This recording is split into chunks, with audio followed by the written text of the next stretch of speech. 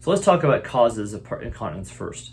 So because Parkinson's disease involves the loss of dopamine producing neurons, and that lack of dopamine results in not only issues at times with initiating movement when you want to move, but it also results in problems inhibiting movements that you don't want to happen. So that can be examples of things like dystonia, where you have intractable muscle contractions that you can't do anything about, you can't make them relax. Tremor is another example. And you can also have issues like festinating, where you're losing your balance while walking.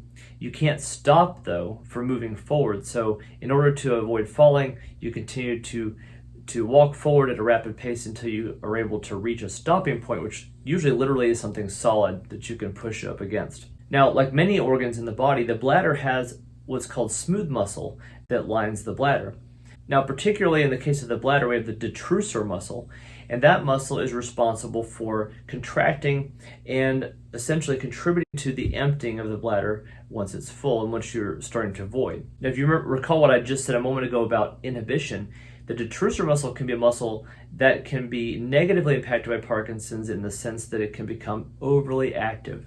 So think of it as a spasm, essentially, of the bladder muscle.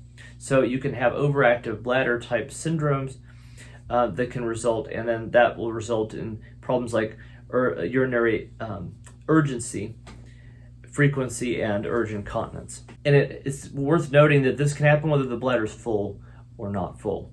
The second aspect of this is the autonomic nervous system breakdown that happens with Parkinson's disease. You've heard me talk about this many times. It affects blood pressure regulation, heart rate, rhythm regulation, all these different functions. Well, bladder control is one of these functions. And so when you have an issue that results in autonomic nervous system degradation, like in Parkinson's, there are urinary symptoms that can occur alongside these other non-motor symptoms like constipation, orthostatic hypotension, sexual dysfunction, and so forth. So this is another autonomic nervous system anomaly, if you will, or abnormality that can happen with Parkinson's, where you essentially lose the proper control over time, or you can, with the bladder. So going along with the theme of the first issue of having the detrusor muscle being overactive, you can have a reduced ability to delay urination, meaning once you have the signal, you've got an urgency to get there as soon as possible. Like, I've only got 30 seconds, I gotta go.